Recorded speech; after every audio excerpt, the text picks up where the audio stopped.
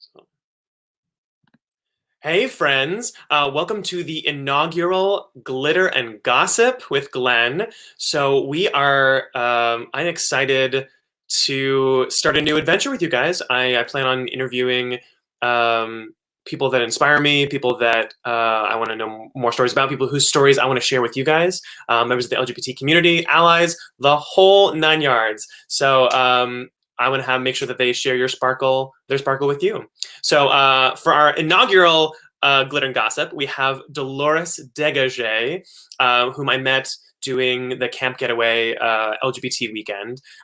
She is fabulous, and I cannot wait for you to hear her story. Let's welcome her on. Hi, Glenn. Dolores. How are you? I'm doing so well. How are you? I'm good. I'm as good as all of us, I guess. Yes, absolutely. How are you? What's keeping you going during quarantine? Well, this sort of thing. I mean, FaceTime, obviously. Instagram, staying connected with friends that way. I think it's day 66 for me or something like that. So the same day. I had just moved, so I moved into an apartment. For the first time in my life, I'm living alone. And this was not the time to do that. I've been alone for 60-something plus days in my new apartment, so I've had plenty of time to set it up. Oh my gosh, yeah, there you go. You're forced to get some time to settle in. Get it done. Oh, yeah. The little silver linings. I love that. Right. Yeah. And you can see behind me, I have an entire bedroom for my closet, so I'm loving that. Oh my God. That bedroom is probably the size of my old apartment in New York City. Probably. I lived in New York for a while. I know the size of those apartments. Yeah. Oh my gosh. So Dolores, I want to start by talking about Camp Getaway, where I first met you. So how did you get roped into coming to Camp Getaway? Well, that would be Christine O'Leary's fault. Christine O'Leary is an amazing lesbian comedian that is good friends with the owner of Camp Getaway. And I think he's one of her comedy students, actually.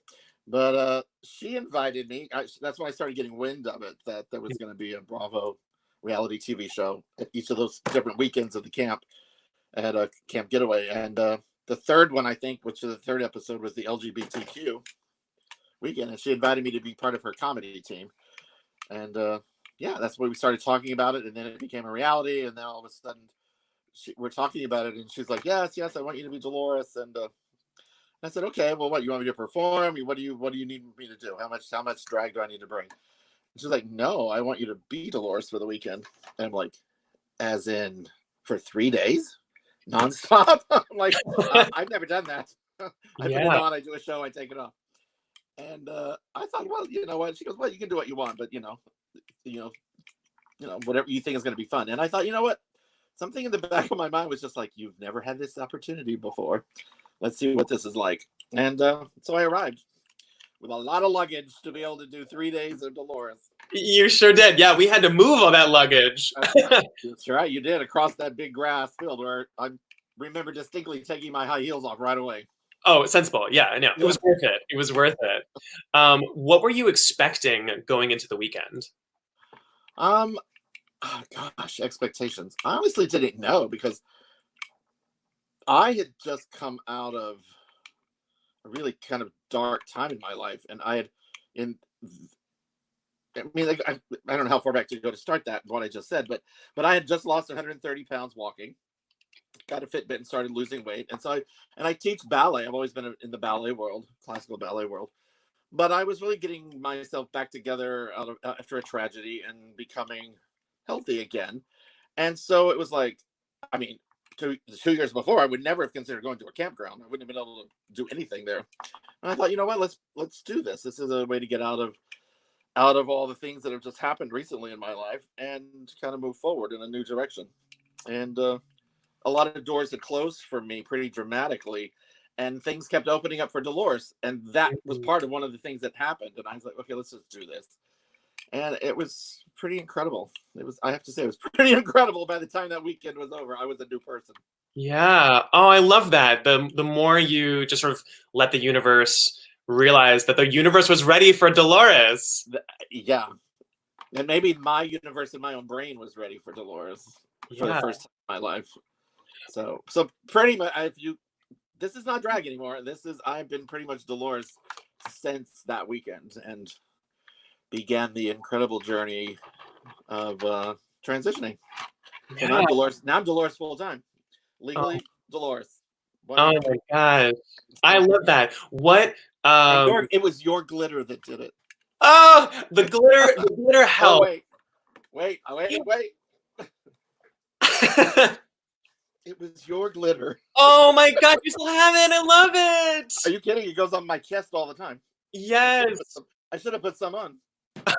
You can put some on now. We got This time. is one of my fondest treasures. Oh, Dolores, I loved that moment at the very end. I'm so proud that you are wearing my glitter with pride. Oh hell yeah! I think the I have glitter, for the whole since then. I have. yeah, I think the glitter just helped bring out your inner shine. It has. Were there any moments that stood out to you during your weekend? What were some of your favorite moments at camp?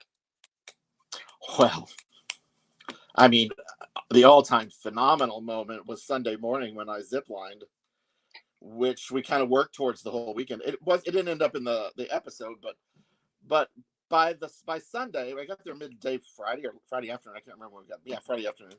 And by Sunday morning, I was really comfortable. Nobody met who I was before. You know, all 200 plus people met Dolores and only referred to me as Dolores. Only ever knew me, saw me, experienced Dolores.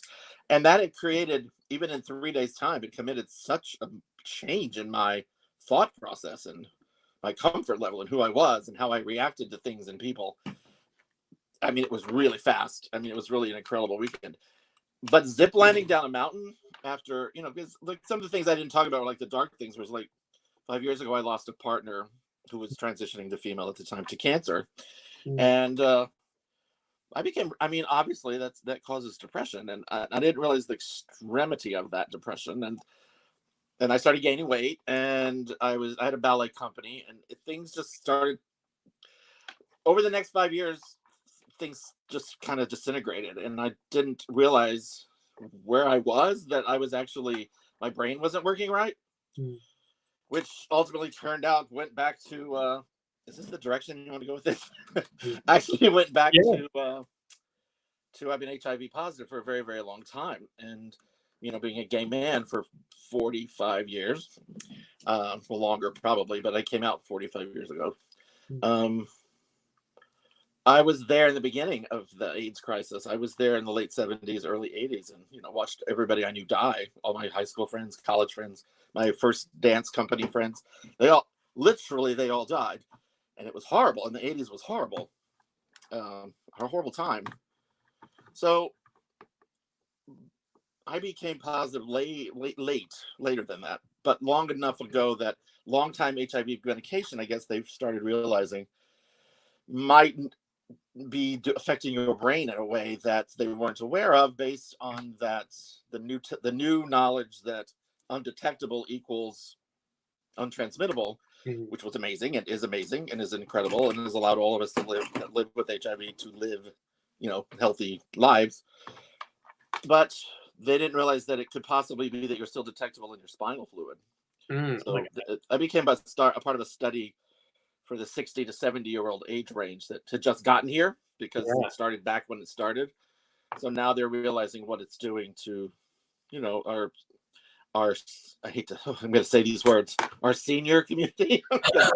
I'm there with that community. So I didn't realize that was happening, and I began to not be able to understand things that I was reading, and I was so depressed, I didn't figure it out, and it all culminated in I lost everything in my life. 30 years of a ballet company, a lot of things got lost, a lot of friendships, and my life turned upside down. And on June 10th of last summer, I became homeless. It went that far. Wow. So, well, I'm going to be emotional, but I persevered, and immediately Dolores started I always did Dolores in drag, as a drag queen. I did fundraisers, a lot of LGBTQ activism things. I was asked to do a fundraiser for Mayor Ganem of Bridgeport for his run for governor. Dolores did a fundraiser for him once. So that's the kind of drag I seem to do mostly, MC shows and things. But she started, I don't know, it just started happening where that summer I became Dolores more, which was not easy. living in a situation, a friend let me stay in the garage. So I was living in somebody's garage, unair conditioned and, dark garage. But, I wouldn't change any of that because I feel blessed now because I know a part of humanity and a part of the real world that I just would never have known. And I feel blessed, oddly, to have gone through that. And to have Dolores be the phoenix or the firebird that rose out of those ashes, quite literally.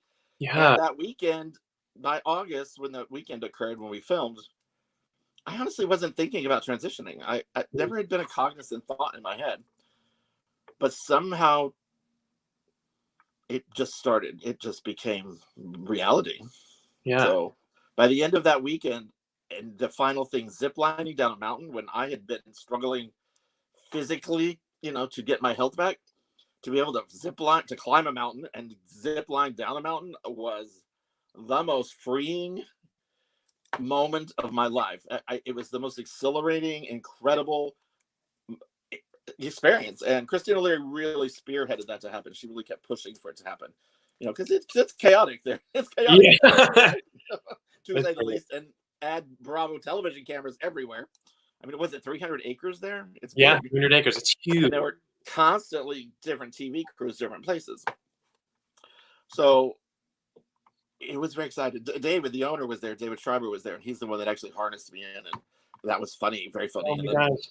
I remember when I flew down, of course, I might have smidged the weight thing just a little bit because I was not going to do it after losing all that weight. But I pretty much crash landed pretty hard. And he was there to get me out of it.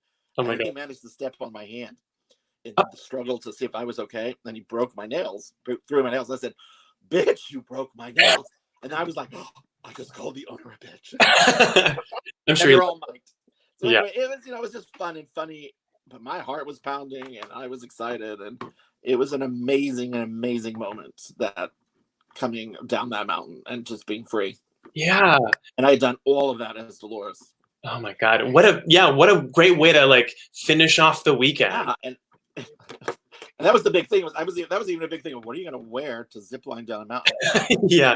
How are you going to keep a wig on your head? Because I was still wearing wigs then every day. I was like, how are you going to keep a wig on your head zooming down a mountain with a helmet on and harnessed in?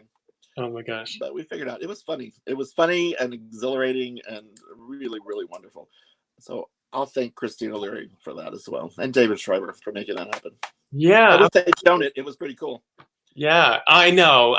Come on. How better to get than someone zooming down the mountain and that's free out of the trees? That's what camp's about. It's finding that free feeling, Right. What was the process like in starting to transition? And do you remember a moment when you had the thought that there was a possibility? Well, because of all the medical issues I was having, the cognizant brain things that were going on, I was, of course, under doctor care and had really started intense therapy, which I don't know why I had stopped doing before. I was in therapy knowing my partner was going to die. I mean, imminently, but somehow I got away from that afterwards, and I shouldn't have. But hindsight. But when I came back to it with all the issues that were happening, it became just. It just quickly became about that maybe I was too spirited, maybe I was non-binary, maybe I was realizing I wasn't what I'd always identified as a gay male, always, and it became apparent to me that men think a certain way and women think a certain way, and I was like, I don't think either one of those ways. So I kind of took on the non-binary first, the they, them, theirs. It seemed to make sense for me. But then Camp Getaway happened, and I was Dolores for 3 days, and I'm like, oh, let's don't kid ourselves. And, I was so, I kind of figured it out a little bit. And it's like, you know what? Dolores didn't have all those problems. Dolores didn't have those issues. It wasn't Dolores's fault or Dolores's guilt or Dolores's all the negative things. Dolores could just be fun. I mean, and do what I love to do, which is my mantra is love and optimism, and it always has been. And I persevered through that with all the years of cancer and all that stuff. But I don't know. it just slowly happened. Well, that's not really slow, is it? In the summer. Once that happened, and then there was actually a thing that had occurred where I'd been photographed for a Bridgeport portrait project, and I was photographed as the executive director of New England Ballet Company as a man, and I was photographed as Dolores. So I was in that art exhibit twice, and they did audio recordings as well. And I realized when they did the audio recordings later, and I came as Kenneth, and I did the story, and then they were like, okay, well, let's do Dolores now. And I was like, I started it, and I was like, no, I can't do this. This is a lie. Everything is just, we just did is a lie. I said, you can't interview me like two different people. Wow. I'm not two different people. And that was really the moment where I was like, I am not two different people. Wow. I'm one. Yeah. In my mind, I'm one. I never separated them. I didn't really realize that most people do. Yeah. That you're not. I really was both. And ultimately, Dolores was the choice. That I was. What I've said several times, and how I really knew this was the right thing, was after the camp trip, the incredible filming, and after that experience was unfolding, that something that had happened 2 years ago, and I was finishing that project, and I realized, no, I'm not who I was when those pictures were taken. Wow. We have to change the story, because I'm not one to sugarcoat or lie or fabricate. I mean, my life is what it is, and if it inspires somebody, I would like it to inspire somebody. Yeah. I've always been an activist for gay rights, going way back, and so I realized quickly that as I woke up, once we got home from camp, that's a shock in itself to suddenly be out of camp and back home, because it was like really an alternate reality. I realized I wasn't waking up sad, and I didn't ever realize my entire life that I was. Ever. I didn't realize that my baseline was sad. Not unhappy, but just a sadness. Until that was just when I made that decision that I was Dolores, that sadness was gone. And so I had achieved happiness in my life, but I had achieved it from a baseline of sad. It's so much easier to get to happy if your baseline's not sad. Yeah. I don't know how to explain it. I don't know how to explain it, but that makes sense to me in my head, and that made me really make the decision. This is the right decision for me. Yeah. Oh my God, what a beautiful story, Dolores. Thank you. You're welcome. Do you have any advice for people out there that may be going through something similar, that may be considering transitioning, or it's a beginning thought in their head? It's so hard. I mean, it's so personal, and it's so soul searching. I think some people come to this much earlier in life than I did, and in our time, this time that we're in, it's not. I'm not gonna say it's easier, because it's not easy. But when I was a child, back in the 60s and 70s, these things didn't even exist. There weren't words. You couldn't even choose the word to kind of think you might identify as. Those words They weren't there. Yeah. They weren't there to find. They certainly weren't said. And if they had been for me, I probably would have. There would have been different choices made. But so now I think for our youth, I'm glad for them that there are things out there, services out there. It's not as hard to find information or help or a hotline, or go to whatever your town, like in New Haven, it's New Haven Pride Center. Go to any of these places and they'll help you. There's help there. There's knowledge. There's community. There wasn't community back when I was growing up. So I'm happy for that for them. But it's not easy. Yeah. It's not easy. And unfortunately, it can cause a lot of heartbreak in your family structure, your blood family structure. I mean, if you're in the gay community, everybody understands the term of Chosen family. Chosen family. Thank you. You knew what I was looking for. I knew. I could feel it. I feel we were talking about chosen family, and we all have our chosen family, and it migrates around as we go through our life. But there are some solid, chosen family, and our blood families are solid too, or maybe not solid, and maybe you're the one that got thrown out when you came out as gay, or they found out that they were raising a boy, but that you were a girl, or you were a girl, and the opposite. I mean, unfortunately, that happens so much, and to them, I would just say reach out, find it, search, Google it. You can find help. Find that hotline number. Contact me on Facebook. I'll help you find it. Yeah. You're not alone. You're not alone. Nobody is alone, and it's so easy to feel alone. Yeah. Especially now. Right? Yeah. Now. Yeah. I mean, that's part of that's this whole thing. It hasn't even been a year yet for me. And yeah. Look what's happening now. We're alone. It's like, oh my God. So I'm happy to do this. I'm happy to. Hopefully, this will, encourage someone or inspire someone. But in any city, in any community, I'm pretty sure. Maybe there's parts of the country still that don't, but you can find something. Yeah. Reach out. Don't think you're alone. And however you feel, it's okay to feel that way. It is you. It is okay to feel how you feel and who you feel you are. It is okay.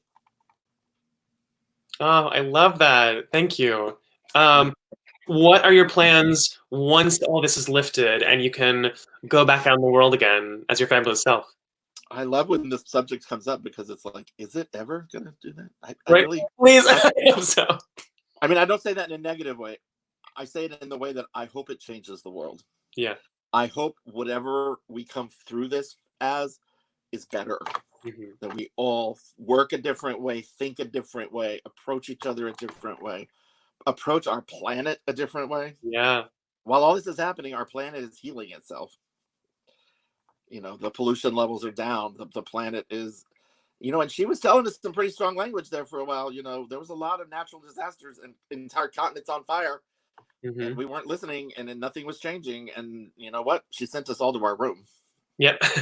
So we need to listen to that and don't just go back to what it was, because what it was really not working for our planet. Yeah. And but do we need to get back? Absolutely. We have to have a life again. There has to be some way to do this. And we're gonna all go through that together, and we've got to support each other. Absolutely. What's something you're gonna take away from this experience?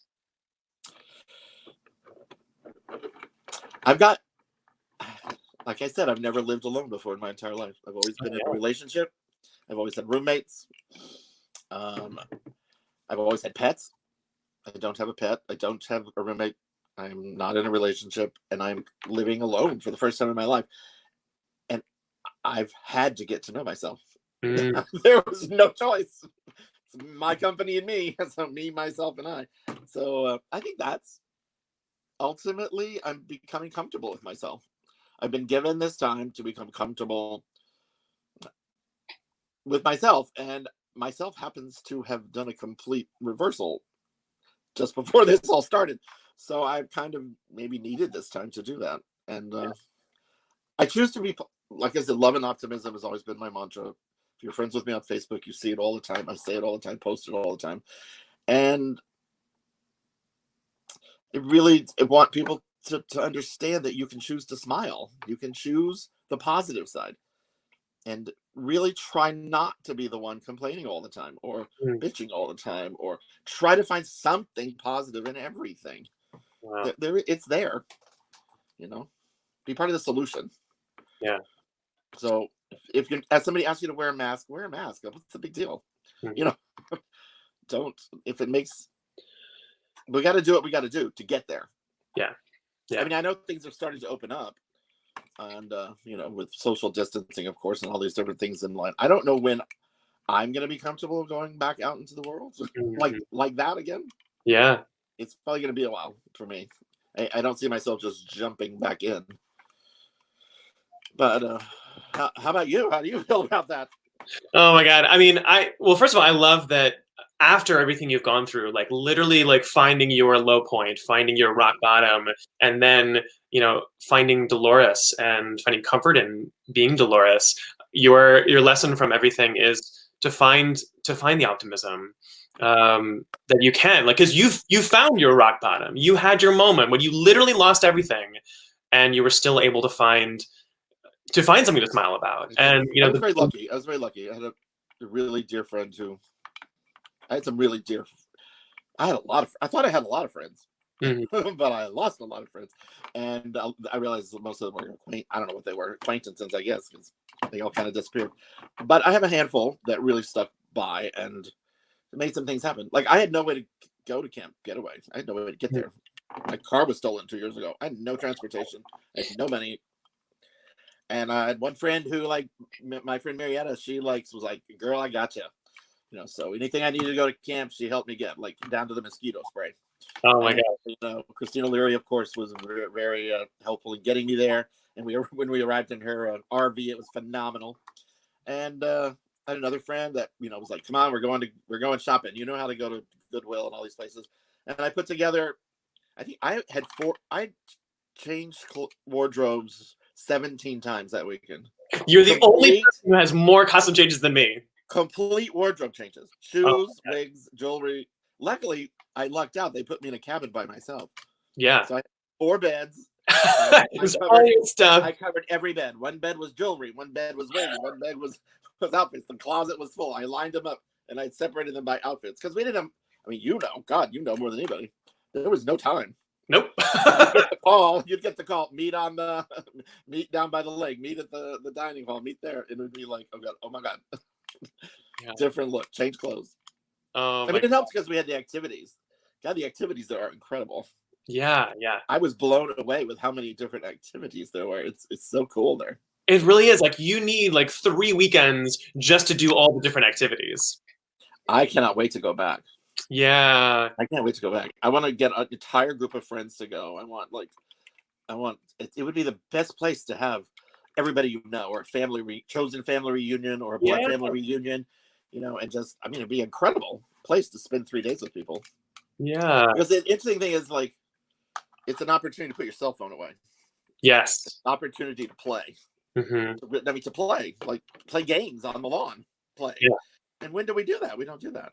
Exactly. That's what I love so much about it is I think it's easy to think that games and playing are frivolous. Like, we look down on video games or, things like that. Right. But, like, it's so vitally important.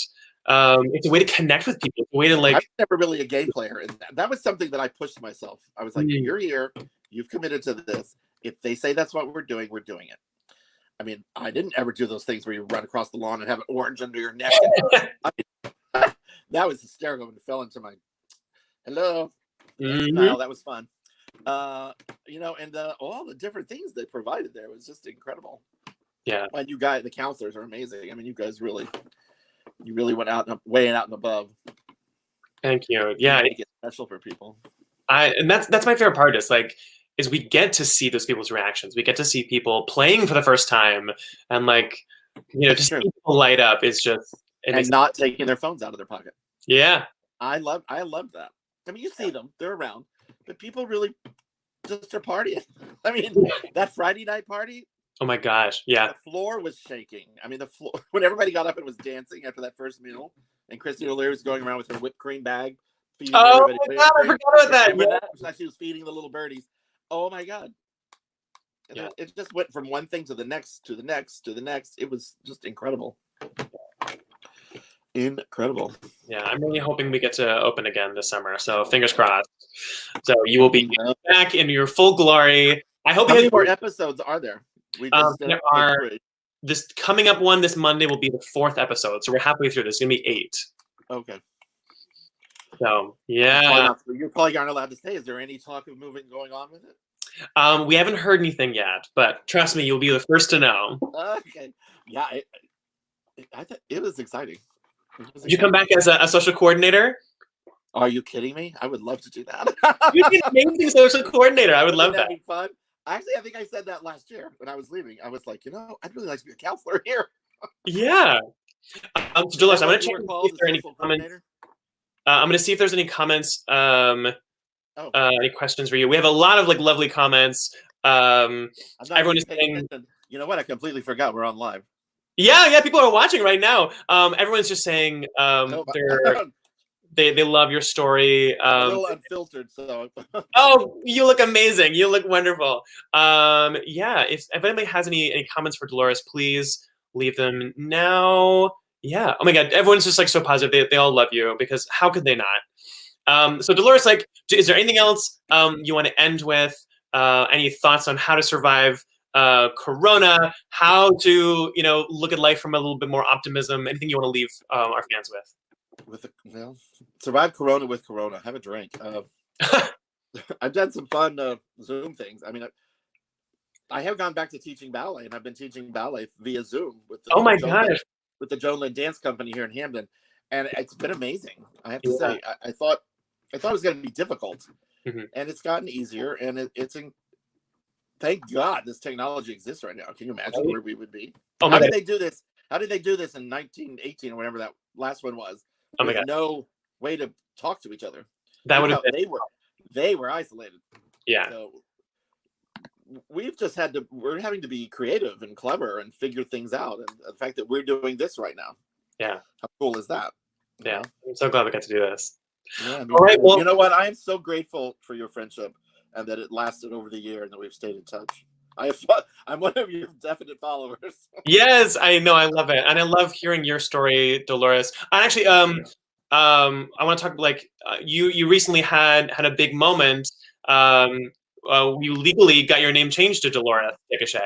I forgot to even talk about that. Can you talk about that moment? The process of transitioning and doing all that takes is daunting. Yeah. And it does help to have help. Yeah. To have someone that's been through it. Where I go for therapy, I've gone for many, many years, is AP&H, which is a place to nurture your health in New Haven in Connecticut. And so they have people that help facilitate with that. I have a caseworker there who's great with that. My therapist is there.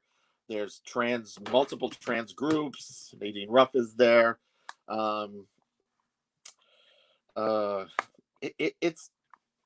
It's amazing what you can find if you'll reach out and find that. Because I had no idea what that was going to all entail, the legalities of that.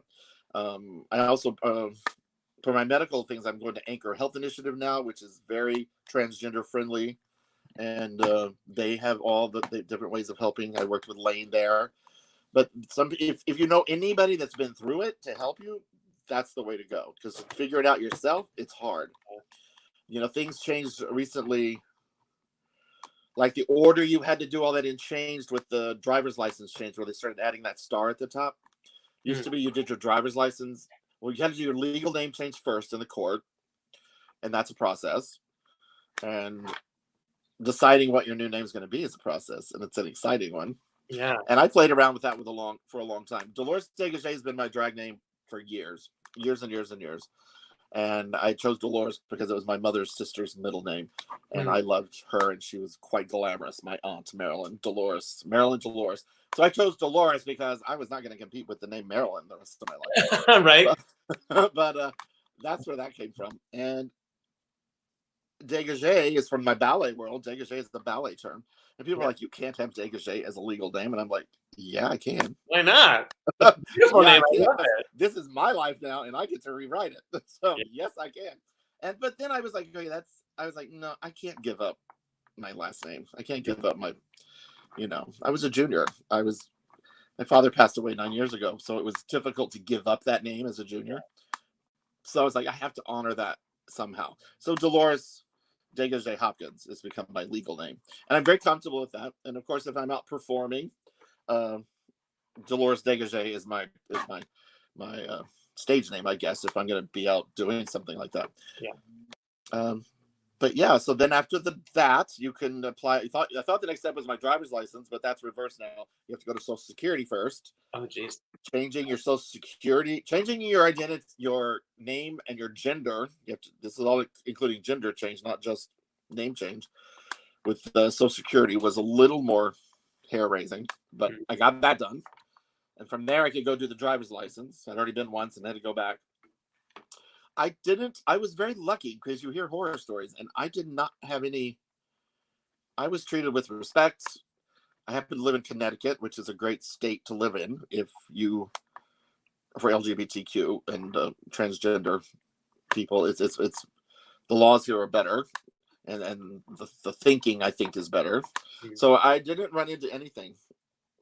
I actually got treated really well. The judge that did my name change was absolutely delightful, and congratulated me on finding my true self, which I just thought was amazing. Oh, I love that. And so that's been good.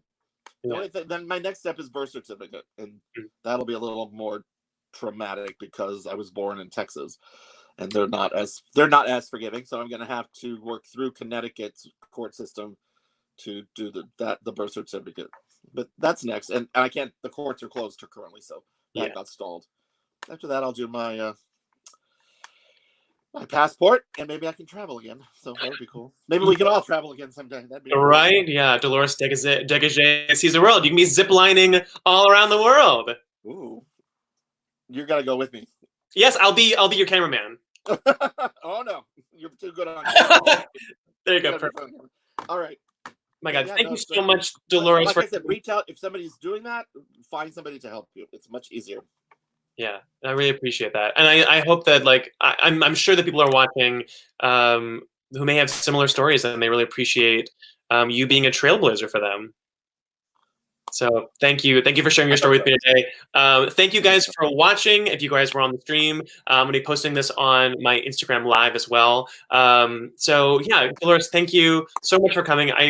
I'm so glad we got a chance to hear your story. It really is truly an incredible story of rise. I love the idea of you rising up as a phoenix and being fucking yourself. That was my partner that passed away. Her thing was Phoenix was a big part of our life together, so I've kind of carried on that torch. So I love that. You do every single day. I'm honored that you carry my glitter with you. Oh, I do. It's a staple. Absolutely.